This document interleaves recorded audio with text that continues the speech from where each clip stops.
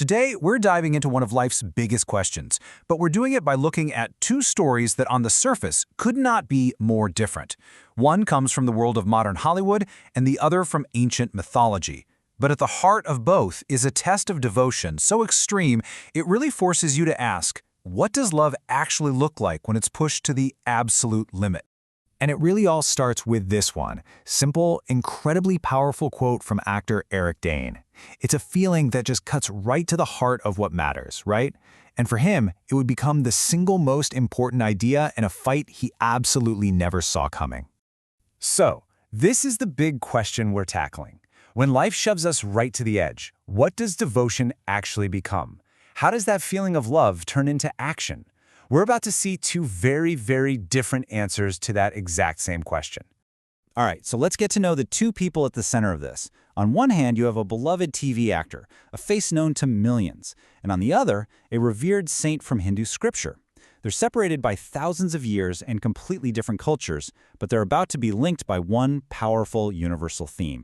First up, Eric Dane. Now, a lot of us know him as Dr. Mark Sloan, McSteamy, on Grey's Anatomy, or maybe more recently from the show Euphoria. He was a big Hollywood star, for sure, but his most important roles were always off-screen, as a husband to actress Rebecca Gayheart, and crucially, as a dad to his two little girls. And now, let's take a huge leap back in time, all the way to ancient India. In this sacred forest, there lived Mata Anasuya. She was the wife of a great sage named Atri, but she wasn't just a wife. She was seen as the living, breathing example of something called Pativrata Dharma. That's a concept of wifely devotion so pure, so incredibly powerful, that it was believed to give her actual divine abilities. So you have these two people, one modern, one ancient, living completely separate lives. But both of them were on a collision course with a trial that would test the very foundations of who they were. And this is where their stories slam together. And just look at the difference in their challenges. For Dane, it was completely physical. At just 53, he gets diagnosed with ALS, a brutal, incurable disease that just attacks the body. But for Anasuya, her test was spiritual. Three gods, in disguise, show up at her home as guests and make this utterly impossible demand. She has to serve them food, but she has to do it naked. This was designed to force her to choose between her duty to her guests and her most sacred vow of modesty.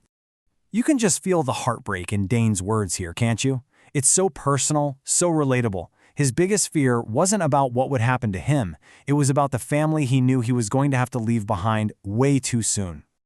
Anasuya's crisis. Wow, it was just as deep. In her world, your duty to a guest is absolute. It's a sacred rule. But so was her vow of chastity and devotion to her husband. She was completely trapped between two core beliefs of her faith.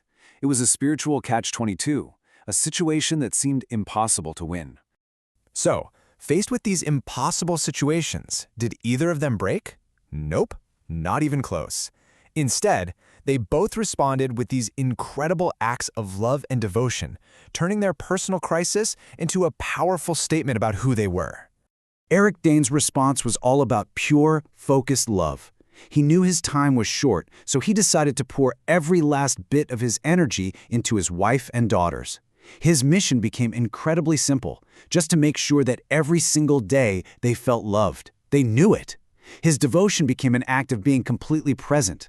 Now, Anasuya's response, well, it was on a whole other level, literally divine. With her spiritual insight, she sensed this wasn't just some evil trick, it was a cosmic test. So she taps into that immense power that came from her pure devotion, says a simple prayer, and completely flips the script. In an instant, the three mighty gods, Brahma, Vishnu, and Shiva, are turned into three tiny, helpless babies. And this is where her solution is just so brilliant. See, she didn't choose between her duties. She found a way to honor both of them. By turning the gods into infants, the request to feed them naked was no longer an attack on her purity. It became an act of pure maternal love, a mother feeding her children. Just genius. So what happened next? What were the results of these incredible acts of love? Well, the outcomes for both of them would cement their legacies in ways they probably could have never imagined. For Eric Dane, something shifted. His personal, private battle became a public mission. He realized his story wasn't just about him anymore. He started to share it, using his fame not for himself, but to raise awareness for the thousands of other people fighting that same exact disease. His love for his family it expanded to embrace an entire community. And in the mythological story, the fallout was just as massive. The goddesses, the ones who had cooked up this whole test because they were jealous, they realized the huge mistake they'd made. They came to Anasuya, completely humbled, and literally begged her to forgive them and give their husbands back. Her devotion hadn't just passed the test, it had triumphed over the pride of the gods themselves. And so, you have these two incredibly different stories that end up leaving behind remarkably similar legacies. Legacies of love, devotion, and purpose that still resonate today. When people remember Eric Dane, they remember two things. First, and most importantly, he was a dad whose daughters were, as his family said, the center of his world. And second, he became this powerful, passionate voice for change, an advocate who was determined to make a difference for others. And Mata Anasuya's legacy?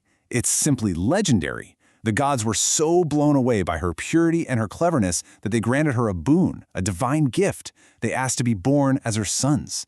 And so they were. The woman who was tested by the gods became their mother, forever cementing her place as the ultimate symbol of both wifely devotion and incredible maternal power. So what's the big takeaway here? You've got a Hollywood actor facing a terminal illness and a mythological saint facing a divine test, worlds apart.